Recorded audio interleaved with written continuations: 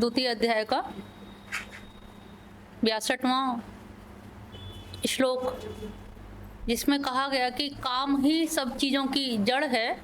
अगर हम जिस चीज़ का ध्यान करते रहते हैं और जिस चीज़ के विषय में सोचते रहते हैं, तो विषयों का चिंतन करते करते वो एक बार के कामना बन जाती है कि रोज़ सोच रहे हैं, हमेशा से इसका विचार बना रहे हैं, आज एक दिन ले ही लेते हैं उस चीज़ को।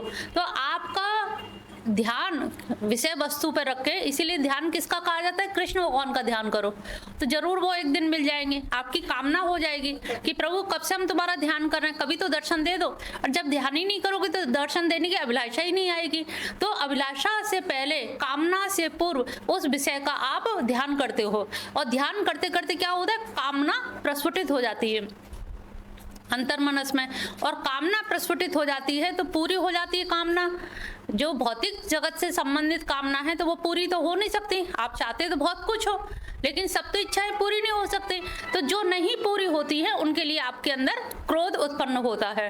तो सब चीज़ों की जड़, जो कामनाओं की जड़, वो हमारा सब काम ही है। काम के द्वारा ही हमारी सारी कामनाएं ऐसे हमें इतस्ततः विक्षिप्त कर देती हैं कि हमें लगता है कि ये कामना पूरी हो किसी भी तरह से, ये इनके इन प्रकार। फिर ना हम विधि विधान का ध्यान रखते हैं, ना नैतिक मूल्यों का ध्यान रखते हैं, ना समाज का ध्यान रखते हैं। जो आज की युवा पीढ़ी भी जो एक्शन ले लेती है तो क्या है, वो समाज का बहिष्कार करके भाग जाते हैं, बहिष्कार कर देते हैं, मूल्यों की अवनति कर देते हैं। उन्हें लगता है कि अरे मम्मी पापा ये तो कहते ही रहते हैं, इनका काम है कहना। तो वो जो कामनाएं हैं, उस कामना का ध्यान करते करते उनकी वो ऐसी अभिलाषा बन जाती है कि जिसमें जो भी बाधक बनता है वो उनका शत्रु हो जाता है, जो सहायक होता है वो उनका मित्र होता है। तो ये 62वें श्लोक तक हमारा पहले हो चुका था। 63वां श्लोक भी उसी से संबंधित है। क्रोधाद भवति सम्मोह। अब जब कामना पूरी नहीं होगी तो क्रोध आएगा, और क्रोध से क्या होगा? सम्मोहन होगा, और सम्मोहन से क्या है? स्मृति विभ्रम। स्मृति जो हमारे इतना जो विवेक चक्षु है, या जो हम अभी तक गीता पढ़ते आए, लेकिन कोई कामना ऐसी हो गई कि हम नहीं मतलब उस चीज को रोक पाए। पिछली बार भी कहा था, एक ब्रह्मचारी जो सत्संग में एक महिला जो बहुत अच्छा गाती बजाती थी, तो धीरे धीरे सनई सनई ऐसी कामना हो गई कि नहीं, उसका आना जरूरी है, उसके बिना कीर्तन कैसे होगा, भजन कैसे होगा, संगत कैसे बैठेगी। तो उसका ध्यान करते करते वो इतना अधिक सम्मोहित हो गया कि उसके बिना उसे फिर चैन नहीं पड़ा। तो ये जो सम्मोहन की क्रिया है, ये कैसे होती है? ये क्रोध, काम से क्रोध, और क्रोध से ही सम्मोहन होता है कि उस कामना के, सम्मोहन माने मतलब सम्मोहित हो जाना, उसके विषय में इतना कुछ विचारना कि इसके अन्यत्र और कोई वस्तु है ही नहीं, पूरा मन उसी पे एकाग्र कर देना। और स्मृति, फिर स्मृति भी भ्रष्ट हो जाती है। जो हमारी मेमोरी में, या अभी तक पुरखे हमारे बड़े बुजुर्ग जो जो कहते आए हैं, हम उनको बातों को भी ध्यान नहीं देते, और हम किसी न किसी तरह से अपनी अभिलाषा, कामना पूर्ण करना चाहते हैं। तो उससे क्या है? स्मृति नष्ट हो जाती है। माना भाई, मुझे तो नहीं लगता कोई व्यक्ति मूर्ख है आज के युग में, सब जानते हैं झूठ बोलना पाप है, कौन नहीं जानता, लेकिन सब बोलते हैं। मोटा मोटा ज्ञान, जो बेसिक लेवल का ज्ञान है, वो सबके पास है, कोई अज्ञानी नहीं है। अब ज्ञानी हम किसको कहते हैं? जो ज्ञान को फॉलो कर ले, अनुगमन कर ले, आचरण में जो उतार ले, उसी को हम ज्ञानी कहते हैं। अन्यथा ज्ञानी तो हर व्यक्ति है। क्यों है? क्योंकि उसका प्रादुर्भाव किससे हुआ है? सत्व चित आनंद। चित्त भी है यानी कि चेतन सत्ता है, यानी कि ज्ञान भी है, आत्मा है तो ज्ञान होगा, और आनंद भी है, फिर भी हम लोग दुखी हैं। तो हमारी जो रचना हुई है सच्चिदानंद से हुई है, जो सत्य है, चित है और आनंद है, लेकिन हम सब दुखिया नानक सब संसारा। तो सारे लोग दुखी हैं, कोई काई से दुखी, कोई काई से, तो हर व्यक्ति दुखी है, हर व्यक्ति ज्ञानी है। तो वही स्थिति हमारी स्मृति पर प्रभाव पड़ता है, और स्मृति से हमारी बुद्धि का, स्मृति भ्रंशात बुद्धि नाश हो, उससे फिर हमारी बुद्धि नाश हो जाती है। और बुद्धि नाश होने का मतलब है फिर सब कुछ नष्ट हो गया। हम कहते हैं ना कि अब हमारी बुद्धि काम नहीं कर रही है। अब जब काम नहीं कर रही है बुद्धि, या तो आपके अंदर इतना सेंस हो कि आप किसी सदगुरु के पास जाएं, या किसी अच्छे व्यक्ति से विवेक के बारे में, या मेरी मति मारी गई है, या मेरी बुद्धि काम नहीं कर रही है, तो कभी कभी हम गुरुजनों के पास जाते हैं, या भगवान के मंदिर में एकांत में बैठते हैं। एकांत से भी हो, ऐसे में कहीं भी हमें गलत संगत नहीं करनी चाहिए। एक बार बताया कि एक आदमी घर में पत्नी से झगड़ा हो गया, और वो घर के चौखट के बाहर बैठा हुआ, उसके दोस्त ने कहा अरे कहाँ क्या कर रहे हो? कल अरे आज बड़ा कलेश है, दिन में मन में बड़ा बेचैनी हो रही है। उसने कहा चलो घूम आते हैं, थोड़ा सा पास में ही सर्कस लगा हुआ है, मेला लगा हुआ है, देख के आते हैं, घूम आते हैं, मन अच्छा हो जाएगा। अब मन अच्छा करने के बजाय जब घर से आप निकल गए तो ये प्रश्न उठता है कि आपने किसका संग किया है। अगर आपने गलत व्यक्ति का संग कर लिया, कुसंग कर लिया, और कुसंग प्रिय बहुत होता है, प्रिय बोलता है, सत्संगी कटु बोलेगा कि तुम्हें भाग्य फोड़ने अपने, तो तुम्हारे जाने जो भी हो तुम करो, हम नहीं जानते, वो कटु बोलेगा। और जो कुसंगी है वो बड़े प्यार से बोलेगा कि अरे दुख में कोई घर के कोई तुम्हारे नहीं है, मैं तो हूँ, हमारे रहते हुए तुम्हें क्या चिंता। और ऐसे दुख के समय में कोई सहानुभूति के शब्द बोल ले तो हमें लगता है वो हमारा सबसे सगा है, जबकि सहानुभूति कोरी दिखाने वाला ज़्यादा अहितकर होता है, वो हितकारी नहीं होगा। तो उसका मित्र उसे ले गया मेले तमाशे में, उसमें देखते देखते उसने देखा कि लोग चौपड़ बिछाए खेल रहे हैं, कुछ ताश के पत्ते चल रहे हैं। उसको थोड़ा बहुत तो आता ही था, उसने एक दो लोगों से कह दिया अरे ये वाला पत्ता डालो, इससे ऐसा हो जाए। धीरे धीरे पता लगा वो जीत गया। उन्होंने कहा अरे तुम तो बहुत होशियार हो, तुम भी बैठो, चाल एक चलो। जबरदस्ती उसे बैठा दिया गया। मित्र ने भी बोला अरे वैसी टेंशन है, घर जाके क्या करोगे, फिर विवाद होगा, खेल लो थोड़ा, मन सही हो जाएगा। मन सही करने के लिए वो इतनी चाल खेला कि जीत के खूब पैसे, जब पैसा हो गया तो नीयत खराब हो गई मित्र के कि अरे ये पैसे का घर के ले जाके क्या करोगे, जब घर में पत्नी से झगड़ा है तो घर ले जाके क्या करोगे, चलो तुम साथ चलो। और ऐसे ऐसे बड़ी गलत जगह पे उसे ले गया।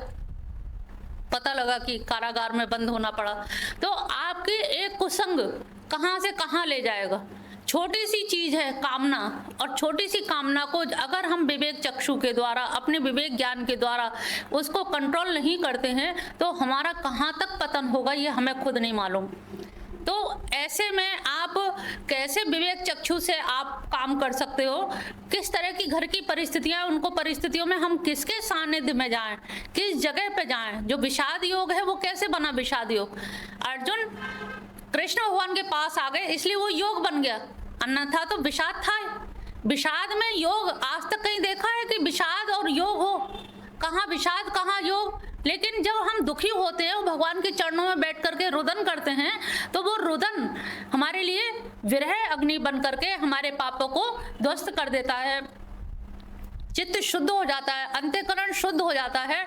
और जब अंतःकरण शुद्ध होता है तो अंदर जो अंतर ज्ञान जो छुपा हुआ है उसके ऊपर जो आवरण है, दो प्रकार की शक्ति होती है माया की हमारे ज्ञान के ऊपर। हम तुम्हारा ज्ञान क्यों नहीं प्रकट हो पा रहा है, क्योंकि उस पर दो शक्तियां हैं। एक तो आवरण कवर चढ़ा हुआ है, ढक दिया कोई चीज, इसके नीचे क्या चीज है नहीं पता है, और फिर कुछ का कुछ दिखाई देता है। जैसे एक तकिया है, मसनद है, इसके ऊपर हमने कपड़ा उड़ा दिया और कह दिया कि अरे इसे छूना नहीं। तीसरे ने कहा कि अरे यहाँ लग रहा है बच्चा सो रहा है, तभी कहा छूना नहीं। तो ये क्या हो गया, विक्षेप। विक्षेप क्या होता है, अतद में तद की अनुभूति, जो वस्तु नहीं है वो दिखना। माया का अर्थ क्या है, माँ या, माँ माने नहीं, या माने जो नहीं है वो माया है। लेकिन हमें होती सी प्रकट मालूम पड़ती है, व्यवहार करते हैं, तो तभी तो ब्रह्म सत्य जगत मिथ्या कहा गया। जगत मिथ्या क्यों, क्योंकि जो माया में हम व्यवहार कर रहे हैं वो वास्तव में मिथ्या है, और वो मिथ्या है तो हमारा व्यवहार जगत भी मिथ्या हो जाता है, प्रपंचात्मक जगत। तो हम उस अवस्था में, दुख की अवस्था में भगवान की शरण में बैठते हैं या कहीं गलत संगत करते हैं, ये हमारी संगत के ऊपर। इसीलिए सत्संग पे जोर क्यों दिया गया है, क्योंकि दुख तो कष्ट तो रोज कुछ ना कुछ घर में होते ही रहते हैं, खटपट। चार बर्तन हैं तो खटपट होएगी, लेकिन उसमें अगर हम सत्संग करते रहते हैं तो हमारी जो बुद्धि है वो मजती रहती है, परिमार्जित होती रहती है। तो जो आवरण है वो धीरे धीरे, जैसे प्याज के छिलके एक एक करके उतारते जाओ, ऐसे ही आवरण सदगुरु उतारता जाता है कि देख तेरे अंदर प्रकाश है, देख तेरे अंदर उजाला है, तू बाहर मत देख, आंख बंद करके भीतर देख, अंदर देख। अंदर देखेगा तो तुझे खुद पता लगेगा कि ज्ञान मेरे ही पास था। तो फिर गुरु की जरूरत क्या है, उन्होंने कहा गुरु क्या है, संकेत करता है, इशारा करता है कि देख है अंदर, आंख बंद कर, भरोसा कर, मैं बैठा हूं, तू आंख बंद करके ध्यान कर। उनकी बातों पर विश्वास करके हम आगे की तरफ चल देते हैं, इसलिए गुरु की महत्ता है। तो यहाँ पर क्रोध से, काम से क्रोध, क्रोध से स्मृति विभ्रम और स्मृति विभ्रम से बुद्धिनाश और बुद्धिनाश से सब कुछ नष्ट हो जाता है, सारा कुछ नष्ट भ्रष्ट हो जाता है। 64वां श्लोक दिया है, राग द्वेष वियुक्तस्तु विषयान। हमारी जितने भी इंद्रियां जो हैं, अगर राग द्वेष से रहित होकर के आत्मवश और अपने आप में वशीकरण करके, अगर हम एक वो कहते हैं कि सब चीज से मोह छोड़ दो, त्याग के बैठ जाओ, तो यहाँ पे त्याग को महत्व नहीं दिया गया, वैराग्य को महत्व दिया गया। त्याग और वैराग्य में अंतर बताया था। त्याग में अहम वृत्ति होती है कि मैंने छोड़ा, मैंने इतना छोड़ दिया, और वैराग्य में क्या है, वस्तु सामने रहती है लेकिन फिर भी पाने की अभिलाषा नहीं होती। तो जो इंद्रियों को अगर हम राग और द्वेष से रहित करके विषयों में अगर वो चलती हैं या आचरण करती हैं, विषयों में प्रवेश करती हैं, फिर भी उन पर कोई असर नहीं होता, क्योंकि विवेक के द्वारा हमने उनको इतना मजबूत कर दिया है। जैसे होता है ना, हम लोग कटहल काटते हैं तो क्या करते हैं, हाथ में तेल लगा लेते हैं, तो कटहल काटना तो बंद नहीं करेंगे, भाई सब्जी है वो बनेगी तो है ही। तो हम ऐसी सब्जियों में जो लिसलसाहट जिनमें होती है, चिपचिपाहट जिनमें होती है, उन चीज़ों में हम हाथ में तेल लगा करके सावधानी से काटते हैं और हमारा काम भी हो जाता है। लेकिन उसकी वजह से हम त्याग दें, उन्होंने कहा त्यागना सही नहीं है। अपने जो राग और द्वेष में जो अपनी कामना वृत्ति है और जो हमारी इंद्रियां हैं, जैसे अगर हम शरीर में आप किसी से अगर हाथ लगाएं और हाथ में तेल लगा हो तो वो आपके हाथ को नहीं मोड़ पाएगा, पंजा लड़ाए तो। जब हम अपने में विवेक रूपी इसी तरह का तेल अगर लगा लेते हैं मन और बुद्धि चित्त अहंकार में, तो वहाँ फिर हमारा लिपायमान नहीं होता है। तो ऐसा आत्मवशीभूत किया हुआ आदमी कहीं भी इंद्रियों में जाए, कहीं भी विचरण करे, किसी भी तरह से उस पर कोई फर्क नहीं पड़ता है। और उसके फलस्वरूप क्या होता है, प्रसादम अधिगच्छति। वो प्रसाद को, यानी कि ऐसी प्रसन्नता को, मुदिता को, ऐसे प्रसन्नता जिसमें शोक और मोह नहीं है, ऐसे प्रसाद को प्राप्त करता है। और ऐसे प्रसाद को प्राप्त करके उसके अंदर जो शांति प्राप्त होती है, वो उसको अपने आप में अच्छा अनुभव की। ऐसी प्रसाद क्या है, खुशी कैसे है, जो कभी समाप्त ना हो। प्रसाद की स्थिति ऐसी होती है कि अपने आप मन उछाल लेने लगता है, उछाल मारता है, और मन जब उछाल मारता है तो वो वाला जो आनंद है, जो प्रसाद की स्थिति है, जो प्रसन्नता की स्थिति है, ये किसी वस्तु के कारण नहीं है, ये स्वतः हर समय ही रहती है। जैसे कहा ना सतचित आनंद, तो आनंद तो हम नहीं पा रहे, लेकिन ये आनंद की एक बूंद है जिसे हम प्रसाद कहते हैं। जैसे हमें कोई प्रसाद मिल जाता है तो कितना अहोभाग्य समझते हैं, तो ये मन की स्थिति है प्रसाद। एक तो भोग खाने वाला जो खाद्य पदार्थ है, और एक होता है प्रसाद जिसमें हम मुदिता का भाव रहता है। पिछली बार भी बताया कि मोदक जैसे लड्डू खा के आनंद की सी स्थिति अनुभव करते हैं, तो ऐसे ही प्रसाद प्राप्त करते हैं।